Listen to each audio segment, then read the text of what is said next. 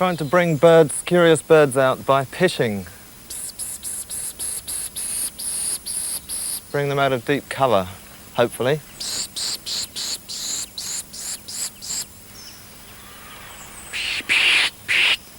I'm looking for a yellow-browed warbler. They are little philoscopus warblers that respond well to this noise, and if they hear it, they'll come and have a look at what's going on. Birds can hear at a higher and a lower frequency than humans can. And so it's a case of hitting the right note, which we can't hear at all. So some people are really, really good at pitching, and some people just aren't hitting the right note at all. And this makes the birds very, very curious if you can hit this note, wherever it is. And this can bring rare warblers, American warblers, firecrests and goldcrests, and this can bring them out of the vegetation and everything that they're skulking in. And hopefully makes them a lot easier to see.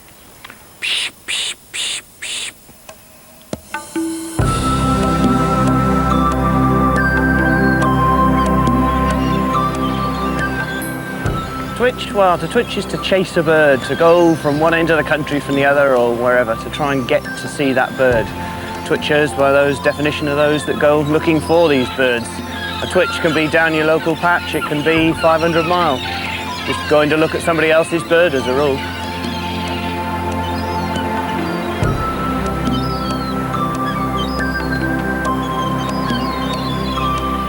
I used to do a lot of push biking. Used to find dead birds at the side of the road and used to take them home and leave them in the garage and they'd start going off. And I used to have to throw them away, and through that I started taxidermy, and after a while I started to marvel at the birds' bright colours and started to get interested in watching birds, and it just started to grow from that.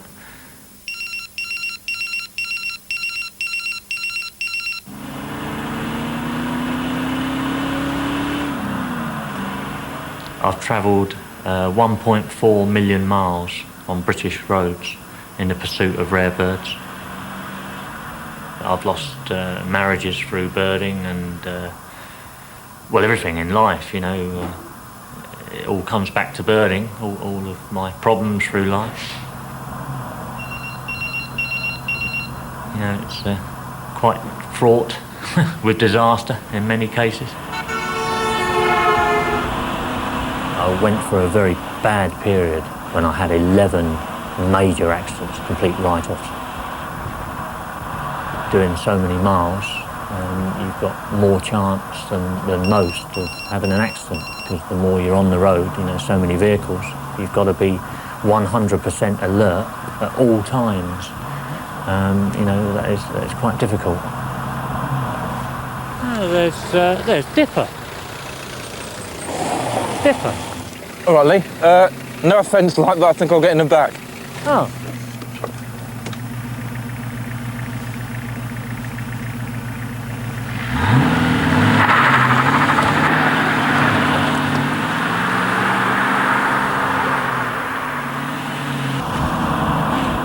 I like to think that I'm an exceptionally good driver. You know, I consider myself to be so. I guess if you asked people that travel with me regularly, I guess they could probably confirm that for you. You know, I hope for many more troublesome miles to come. My nickname's Dipper, because if you get on a twitch or miss something, which I used to do in like the 70s and 80s, you used to say, oh, he's dipped on it, and I went for a rather bad patch where I dipped on about 10 species in a row. Nowadays we've got these radio pages. If you see a rare bird, you just phone it into the pager controller, and he'll be sitting there in front of the computer, which he does all day, and he just types in the bird message, and then it's bleeped out to whoever has purchased the radio page.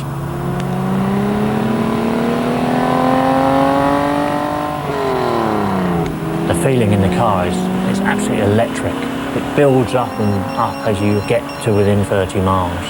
But there's been so many birds missed because they actually fly off just as you arrive at the site. And, you know, the feeling of that is just, you know, unbearable.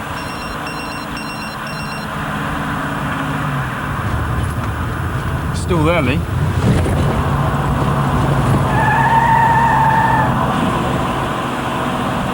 The flycatcher has just turned up at Great Longstone, It could be just a pied flycatcher, which is kind of a reasonably common British breeding bird, or it could be a semi-coloured flycatcher, which means it'll be the first British record ever, or it could be a coloured flycatcher, which is still a really good bird. But we definitely need to go and see this thing and find out what it looks like. No one dare say a word. They're just daren't. You can eat through the atmosphere. You're just praying, fingers crossed, that the bird is going to cling on to another 5 minutes. You're just dreading the pager. In fact, you're just tempted to turn the damn thing off altogether because you just don't want to know. You don't want to know if it's flown off at 4:15 and here you are at 4:20. They are the worst feelings in birding. But when you actually get there and the bird's still there, it's such a relief. You just feel like pouring everything out. You're just so happy. The exaltation of it all is just ginormous. It could be a pied flycatcher, it could be coloured, or it could even be semi-coloured. It's very difficult to tell in autumn plumage. So there's a lot of features. There's white on the wing. There's so many different things to look for on something like this.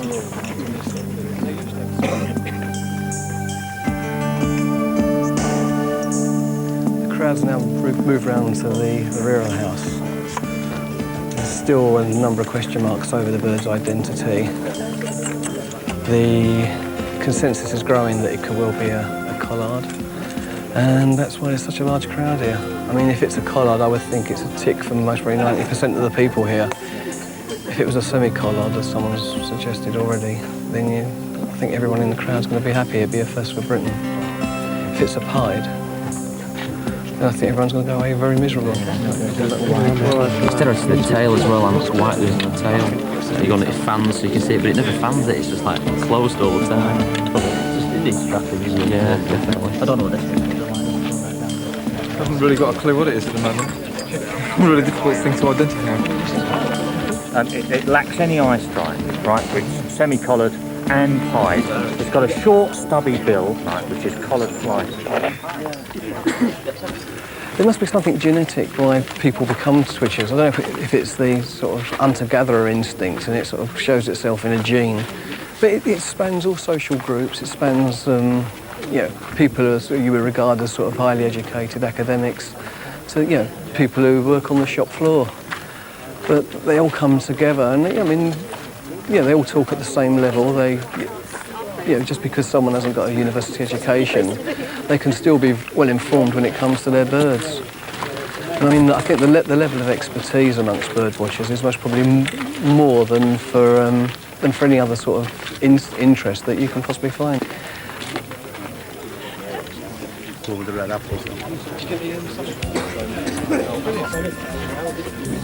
I don't know how it works.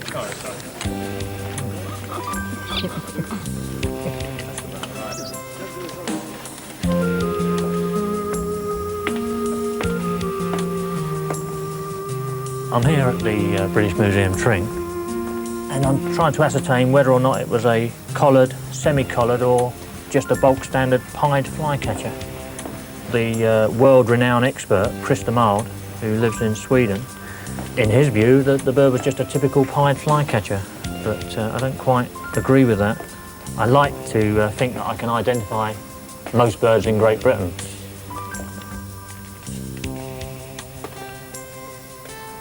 Here we've got a first winter collared flycatcher, and as you can see, it has common features.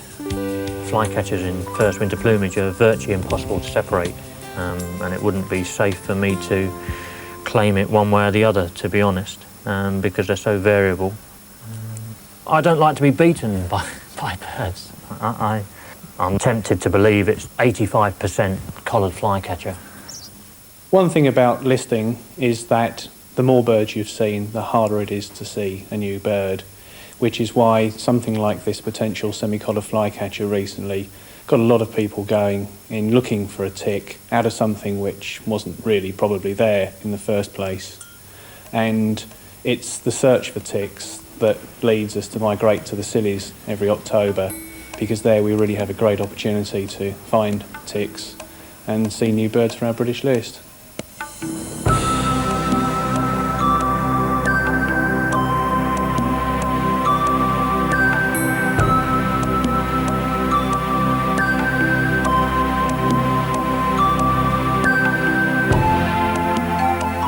October on the Scillies. It's sort of it's an annual event. It's sort of the mecca of British birding at this time of year.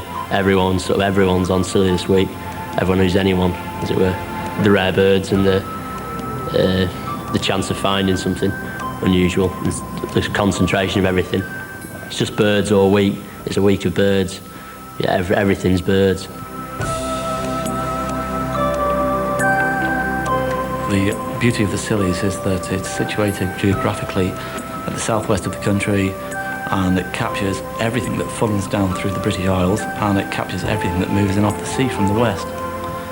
It's just remarkable that we're all down here. We've flown on aeroplanes, we've flown in helicopters, we've travelled hundreds of miles in cars which are powered by these internal combustion engines, and we're here because we come to see this beautiful little bird that's made its own way across the Atlantic or halfway across Eurasia and Siberia to somehow land here on the Scilly Isles. I might go back and look at this shrike actually and hope that someone picks this thing up. Yeah, you didn't see it on the way up, did you? No. Yeah, this is Dick Philby, I copy. Yeah, the red-eyed vireo at St. Warner's Cove is going very well, over. Didn't quite catch that. Is that the red-eyed vireo at St. Warner's Cove is currently showing very well, over? Yes, that's correct. Righty-ho, well, thanks very much for that, because we've completely lost it up on the top, obviously, and thanks for that, over. Yeah, bye-bye. Best well be back up through here, I think. Yeah, through here is going to be easy, you can just get down the other side and get straight onto the campsite. Or should I say the track next to the campsite. The modern birdwatcher needs both optical equipment to see the birds with and information equipment with which to hear about the birds.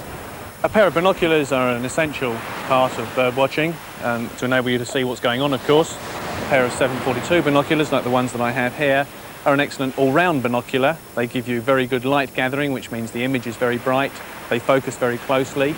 But perhaps a better pair of binoculars for sea watching in particular would be a pair of 10x42 binoculars, which will bring the birds that much closer, but wouldn't necessarily have such a bright an image. A telescope, pretty much essential. This is Dick Philby on channel, go ahead. Yeah, Dick, I think there is still no access going up that path from Old Town up to the airport terminal, is that correct? There is access from Old Town up to the airport terminal, but only up to the airport terminal. You can't go around the edge of the airfield the other way towards the Checkered Hut from that route. Over. All right, thanks for that. Telescopes. A telescope is pretty much essential with a tripod for viewing birds at great distance. This is Dick Philby, go ahead. Dick, do you know the current whereabouts of the tawny pipit, please? Over. I have no current information about where the tawny pipit is at the moment, but maybe someone on the airwaves does have. Thank you very much, over. Excuse me, Dick Philby, Dick copy. This is Dick Philby on channel, go ahead. I'm on Telegraph Road approaching the telegraph towers and masts. I've just been told by another birder that there was a monarch 20 minutes ago up here and he had no CB and the other guys who saw it didn't either. There's also a clouded yellow on Portslade Lane. Whereabouts and what was the monarch meant to be doing that was up near Telegraph, please, over? He's trying on his go out of sight. I'll go after him. Righty-ho, more information on that when and as, and also a clouded yellow along Portslade Lane somewhere.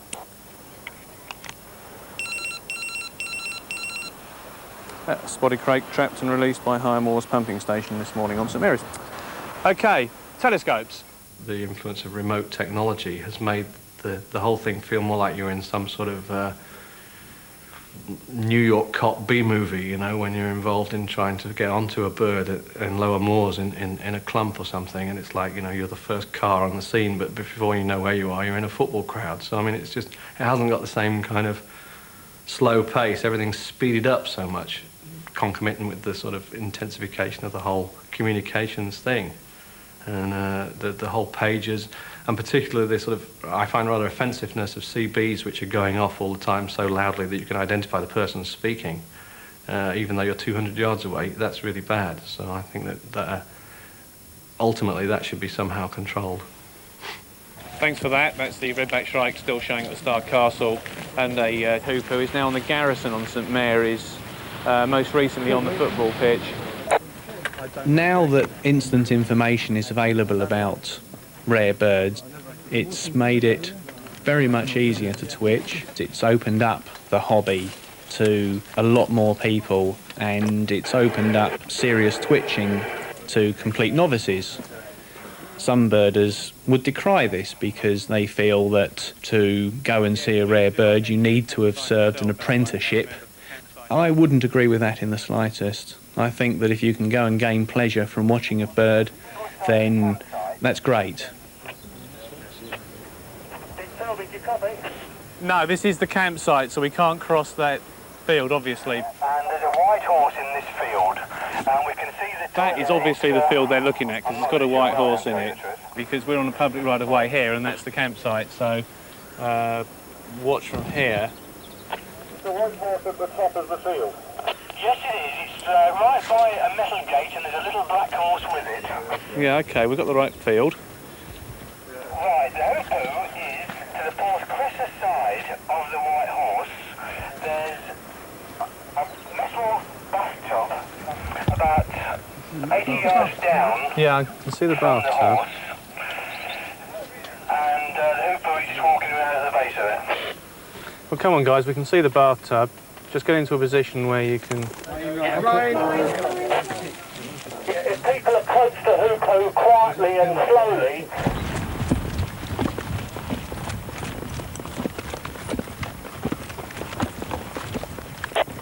Is the hoopoe still in flight? Lee, the hoopoe's actually just about to come over our heads at the Garrison Farm. Yes. Whoa. Oh, yeah. OK. Brilliant. About 3 or 4 years ago now, some guy came on the CB and said, I think I've got a nighthawk, common nighthawk. It's actually roosting on the ground. And he said, yeah, I've got it now, watching it at this minute. And I just couldn't believe my luck, and started running like a madman, and people started chartering taxis, buses, you know, you name it. They were all on the off islands getting ready to come over. And I got about as far as the school up at the other end of Hewtown, and this guy came back on the CB, and he was sort of stammering, and he was going, I think I've made a mistake.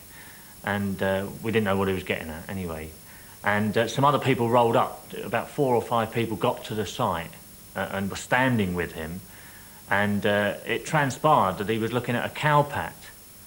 And, you know, it came over the CB eventually that the nighthawk is a cowpat. And it had caused all this commotion, you know, all these buses and taxis rolling up. And it was pretty outrageous, really. But it was like a state of tension really heightened, and then it was all dropped to the ground like with a bang. And we never did find out who the guy on the CB was. He quickly vanished and disappeared. And to this day, we just don't know who he ever was. I don't know if he just disappeared out of birding from that day onwards. But that was one of my biggest disappointments, that. I really thought I was in with a chance of a nighthawk, but my hopes were dashed.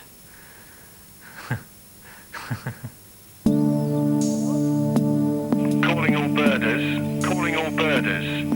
There has been a report of a chestnut-sided warbler at Paul Point, Devon, yesterday evening. That's a chestnut-sided warbler at Paul Point, Devon, yesterday evening. Over. Yesterday afternoon we heard there was a chestnut-sided warbler at Prawl Point in Devon. And it's still there at about 5:30 last night. We wanted to go for it today by flying off here and flying back on, and we can't do that. There aren't any flights available. It looks like the earliest we could get off would be about 11:30, and that won't give us enough time to get to Prawl and back here. Did you find it, gentlemen? There's no... Well, I'll give you the Westwood Airways numbers, but we can't do anything until 9, until our ops manager gets in, OK? Chestnut-sided warbler. It's only the second record ever in Britain. Only one person ever seen one in the UK before. You've actually booked on it, yeah? Well, I haven't paid, but... So you've got a flight off? It's 8. 11:25. They'd definitely take 8. Oh, I see, you've actually booked on it. I've taken 8. I'm talking to maybe putting an 18-seater on, if demand is there, and there's going to be demand. There's another there. 10.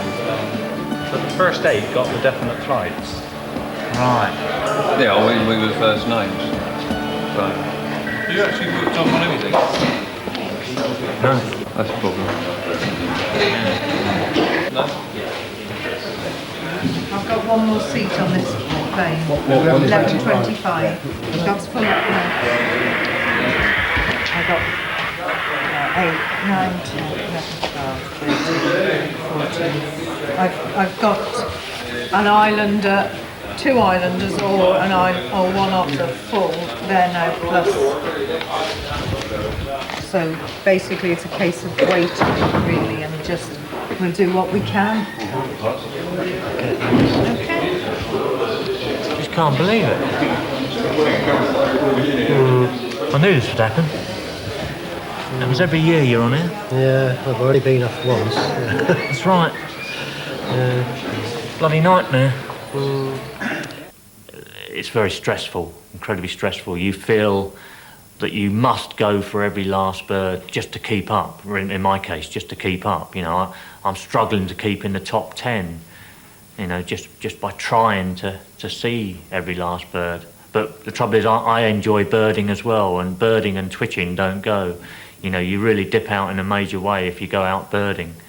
The people that get the real huge list are those that stay in by the phone, by the pager, and are ready to go at, you know, there and then. Whereas I like my holiday on Scillies. I love Scillies. I would never miss it, you know, for anything. And it cost me birds, you know. It's cost me so far 2 birds already in this latest trip.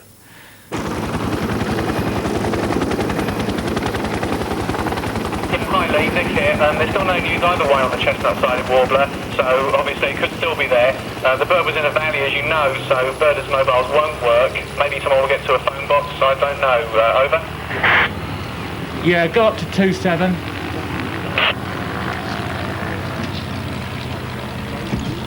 What you calling Dick Philby, come back? Yeah, bird are calling Lee Evans, copying. Yeah Lee, hi, Dick here again. Yeah, hi. I've checked with the chopper and plane companies. There's no chance of any scheduled flights off today. Everything's full up basically, so there's no chance of getting off unless we charter something. Over. Oh well, looks like I've missed the 3rd big American bird this all. Everyone's disillusioned now, there won't be anyone looking for anything. It always happens. Last year when the song sparrow and the great yellowlegs turned up in Cumbria and Merseyside, everyone just panicked and left, and the people left here were in such disillusionment that they just walked around with their head in the ground, and nothing else is found. You know, birders work on psychological sort of methods, and once they're in the doldrums, you know, everything goes to pot. You know, it's the worst possible scenario. You know, it just kills Scillies flat. Those guys in the top 10 listers, they have to go and see a bird because they have to, not because they want to, right? A lot of them are on fitness training programs and things in order to outlive each other, aren't they? Because Yeah, I mean, you know, I've heard that some of them are real vitamin freaks and things like that. Yeah. Because they've got to live longer in order to come out top. It can get very, very manic.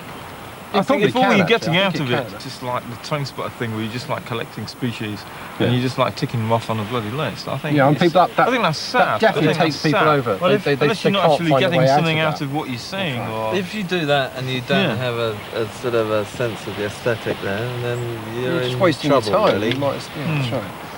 How serious was your charter request is what I want to know. Can you fill the plane up? For what time though? Well, See, the trouble is we've still got no news. We can't do anything without any news. So that's the worry. you can't do anything without Well, any... we're still waiting for the news of the bird. Whether We've it's seen there it. or not. Yeah, as soon as we know it's there, we want the charter immediately. Well, We will get You know, the they- news within an hour. Can you fill it? It'll with be- about How many six- do I need? I should think you probably need... It won't be luggage, will it? No, no luggage, just scopes 15, and I would think, if they put 15, the no offer on. problem. No problem. 14 or 15. We've got them waiting in town, ready to come. Okay. It's become more of a sport rather than a passion. fulfilled by your We used to not instinct. see things that we went for. We used to dip. We used to go. Right, you get a phone call in the evening, and we drive overnight somewhere, and sometimes the bird would be gone, which doesn't happen anymore because you know before you leave whether the bird's there or not. You don't leave until the page has told you it's still there. And if you the can get bird's not there, you then turn around and go home. That part of the joy of seeing the bird was actually the fact that you realised that you might not see it. Uncertainty created an adrenaline Yeah, rush. absolutely right. And it's completely Adrenaline. gone now because you know right up to the last minute whether you're going to see the bird and what it is. Because the other thing that happened is we didn't necessarily know what the thing was going to be when we got there. Well, they don't know because they haven't basically got any news of the bird at the moment, so I don't think... Birds, to me, are like a drug. I'm addicted to birding. If I don't go out birding almost every day, I start to get very fidgety and edgy, and you know you're mad when other birders, other top birders, obsessive birders, call you mad. You know you're mad then. we can't just call the That's pilots right, in yeah. like that. Yeah, I appreciate so basically... appreciate that, yeah. So we I can't tell you anything until we get confirmation that the thing's Well, I'll there. just tell... I think in the end it's going to be that we won't do anything much, we've got to know, basically. We can have a deadline. We should have heard by now. Yeah, okay. In the 60s, Bernard King, when he found a rarity, used to put it on a postcard because not everybody had telephones in the 60s. And he used to send, I'm not kidding, he used to send postcards to people. And obviously the post was a great deal better then. So people would get the postcard the next morning, right? Yeah. And then they'd go the next day. So they had to see the thing sort of 3 days afterwards. So they dipped even more. So they got even more pleasure out of it. Negative news has come in and the bird is not there at the moment. Whether it will still be found, but it's looking less likely now. There's 270 birders there searching for it, and no sign of it. So, just another dip. Right, gentlemen, I have 2 seats available on the next flight. Does anybody want to take them up? No? If it's not there, no, I think that's... I think you're probably right. It heard you all going to see it. 230. That's birding for you, full of ups and downs. You go from a high and you back down to the bottom in a matter of minutes with birding, British birding. You go through a long series of twitches. And when you got there, it wasn't there. The things weren't there. And this guy here was one of the. Which is due to the bad luck or poor grapevine or whatever. When you I first just met wouldn't you, see the birds. Yeah. When I first met you, I think you 8 were on the trot, was it? No, I met him when I was on 13 on the 13 trot. on the trot. 13 13 twitches when you didn't see the bird on the trot. There's a white stork once that was in a field in Hampshire or wherever it was. It had been there for about 8-9 months, and it was just like walking around this ploughed field. And I missed it by about 20 minutes. Some farmer had gone out and ploughed the field, and the thing had just like headed home. That's why you call it. And we missed, missed the ringdove gull the same day.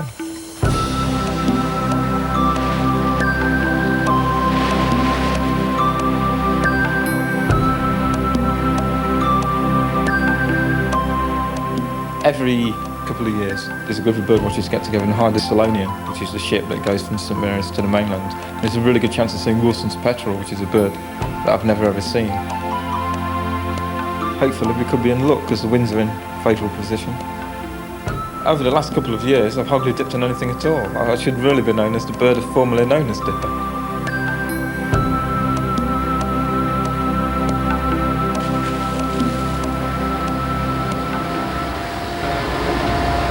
We were chucking in rotten mackerel mixed with popcorn, so the popcorn floats on top of the water to attract all the seabirds in behind the stern.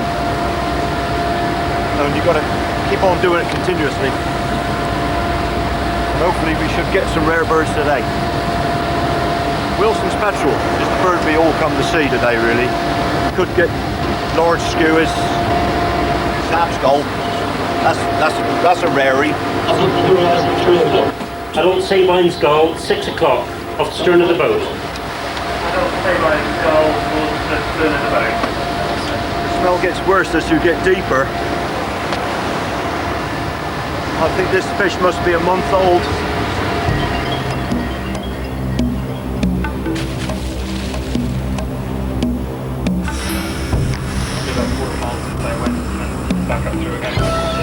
We have a netter here in front of us, and he's now starting to hold his net, so we'll go up and follow him and see what he's got on offer. Once we've seen him haul, we will then continue our journey southwest.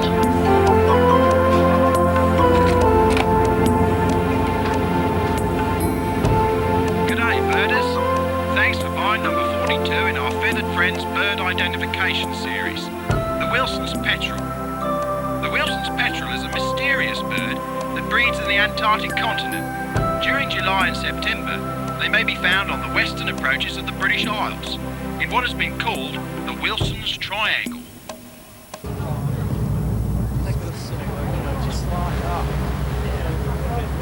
What's this coming up? It's a petrel. It's looking a bit stiff-winged. It's a Wilson's Petrel. There's a Wilson's Petrel at 1 o'clock off the bow. Birders should look out for a bird that is like the British storm petrel in general character.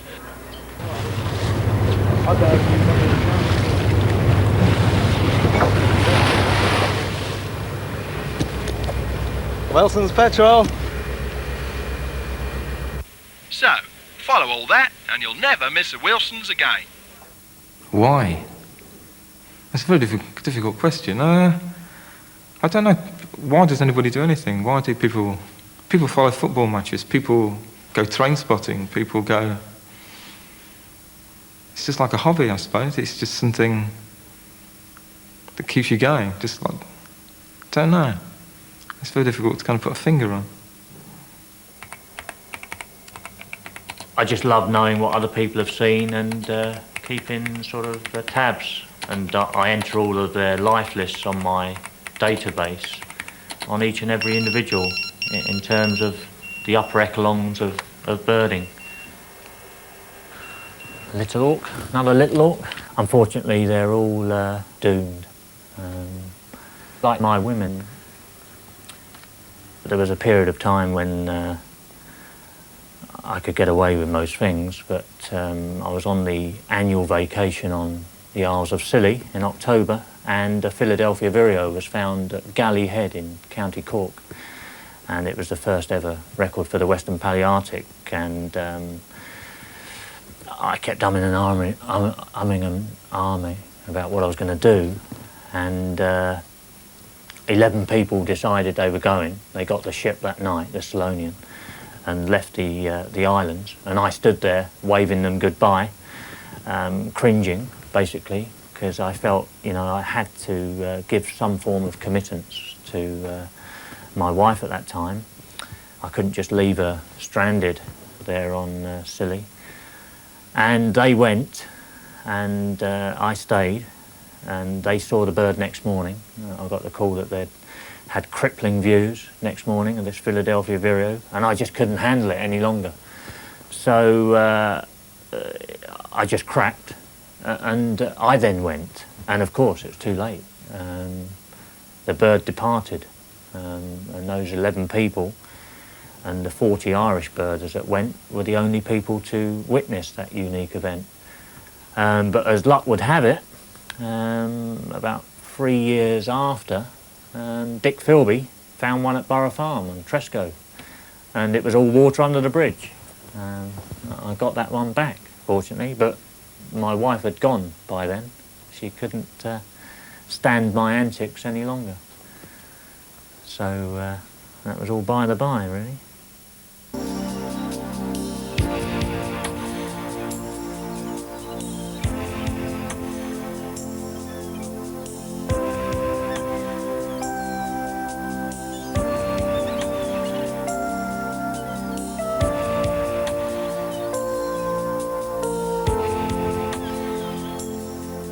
They are the pinnacle of evolution.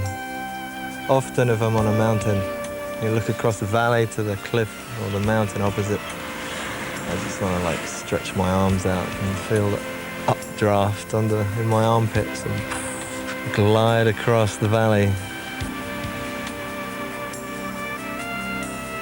Switchers' attitudes and approach to birding it's a fairly repressed way of going about it. It's understandable why people want to list everything. It's just an easy way of dealing with what is a source of absolute joy, really. It's very difficult for people to appreciate that in any other forms than a scientific and a mathematical format.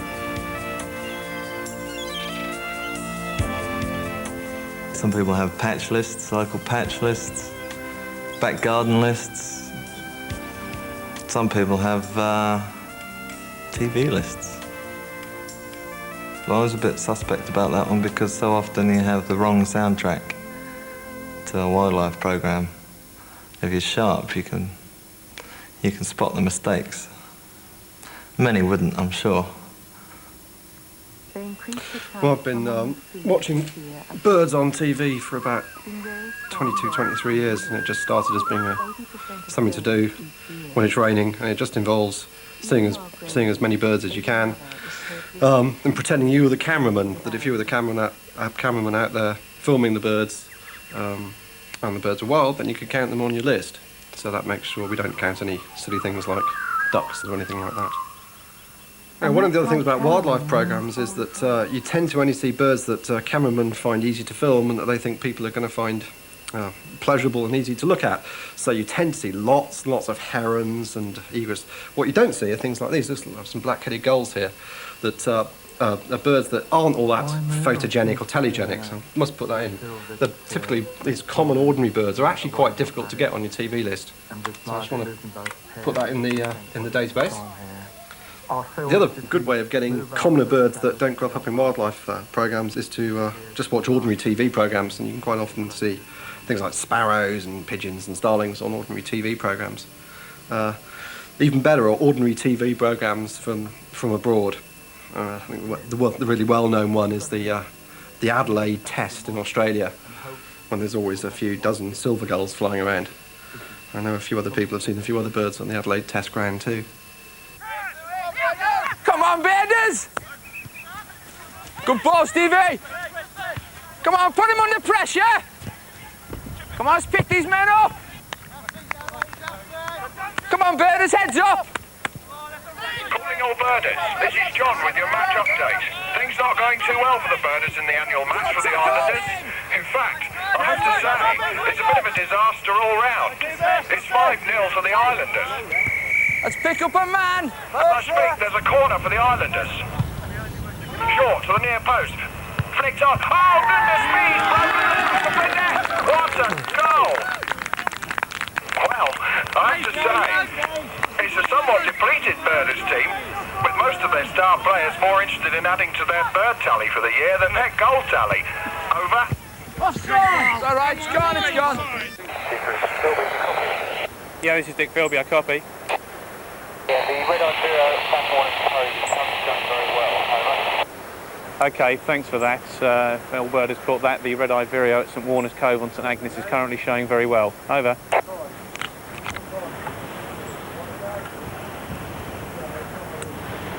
You got this Med gull there? Yeah, it's the fourth from the left. Sorry, it's the fourth from the left there. Some of the more obsessive people, notably Lee Evans, are totally and utterly obsessed with getting a good year list. And at the drop of a pin, he's off seeing birds up and down the country for his year list. He holds the British record, but has been overtaken this year, by the looks of things, by a newcomer who's hell-bent on getting Lee's record. The record number of birds seen in 1 year in Britain and Ireland is 359. I never really had any intention at the start of the year of going for that record, but I had a good spring and I just thought, well, let's go for it. The existing record's held by Lee Evans. I can't imagine that he's going to be delighted if I break that record. I think he's held the record for the number of birds seen in a year for about the last 8 years. But a challenge would be good for him. Well, that means everything to me. That took me an awful lot of years to make that record, and as you know, I've tried to beat my own record on at least 3 occasions, and I can't beat it myself. So if Mark Marshall comes along and beats it, I shall be far from happy, especially as he's sort of been in birding, say in mainstream birding for less than 12 months. So to lose my crown to someone such as that would not be good news for me.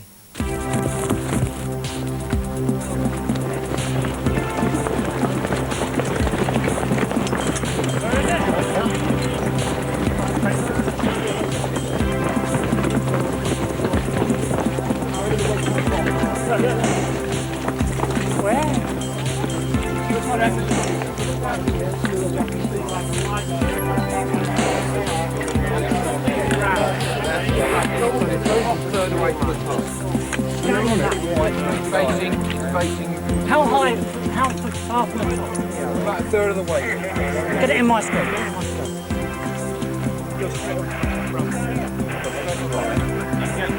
It's just below the skyline. You see the road trees behind? It's just below there, just that. Got it, Andy. Someone get it in a scope. Yeah. Get it in my scope. What is it? Yellow-billed cuckoo, Christ. God almighty. Quick, it's in my scope. Dick Philby, do you copy? Calm down. Dick Philby, a yellow-billed cuckoo. A yellow-billed cuckoo sat in the hedge at Rocky Hills, a yellow-billed cuckoo. Yeah, 2323, copy you, Lee, loud and clear. That's a yellow-billed cuckoo showing well on St Mary's at Rocky Hills right now. Just to relay that to any birders who haven't got that, that's a yellow-billed cuckoo showing well on St Mary's right now. Up on the way. Has it moved? It's gone. No, it's still in the same place. It's just back onto us. My scope's been knocked. Rock the scope, but don't move. Where the bloody hell is it now? Oh, God, I don't know where it is now. Go, Roger! Nice play by the birders. He beats one man. Beats 2. Down the line! Down the line! Go White, down the line! The cross comes in. Batty rises to meet it. Yes! Get him, boys! Scored. Some people are on the pitch. They think it's all over. It is now. There's a yellow-billed cuckoo in Rocky Hills.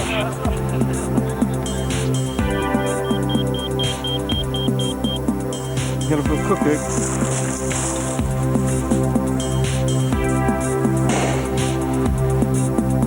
Yellow-billed cuckoo is perched in the hedge. Follow Port Blue Lane. Port Blue Lane.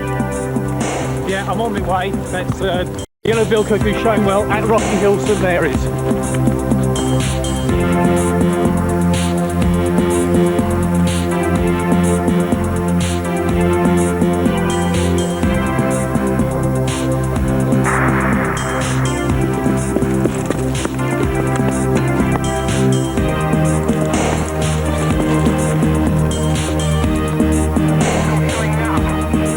Yes, it's still showing at this minute. It's just under the distant horizon. Got it. I locked my scope on it. About 3 feet down under the distant horizon. That's about all I can tell you, really. Yeah, Carmen, you seen it yet? You see the next tree and go up. It's sat in the You've got this hedge here, and then right in the background you've got another hedge. Right. It's where one breaks. It's where the hedge in the background breaks the skyline. How far above the two? Right, it's about a foot. Can't see it. No, I can't see it. Have a quick look. Go up. Ah, right. Well done, Steve. Yeah.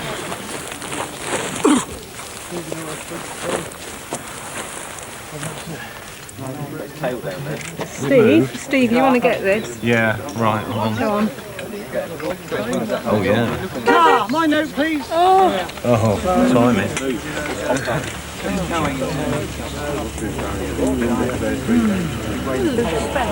Ah! On my foot! You're on this guy's foot! Hey, look, you're on his foot! Bloody mad! That's terrible.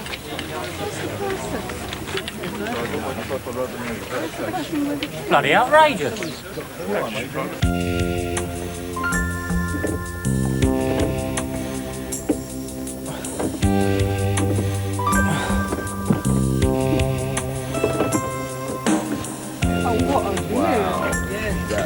That rules. Do you want that?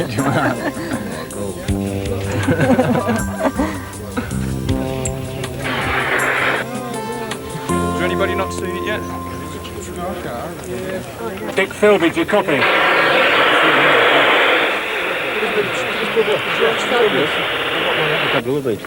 I've got one, same with the 300. Will it go Dick on Philby, do you copy? Yeah, 2-3. That's yellow-billed cuckoo showing well on St Mary's right now. I'm on my way, just overtaking Dipper.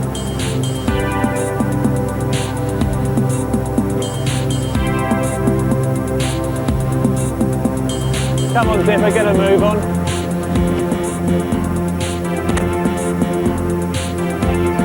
You want to get on here, mate? All right, Dick. I'll see you there.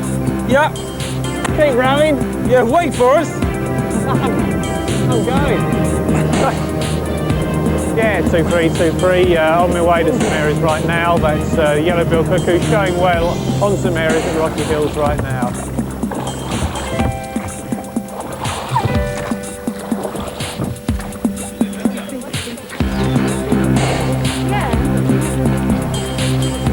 I am.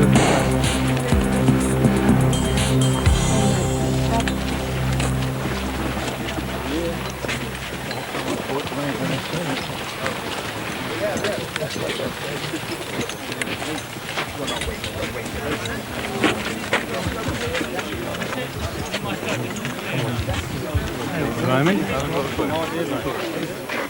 Is anyone actually watching it at the moment? Is it on view?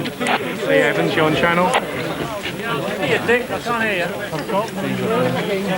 Yeah, it's still on view.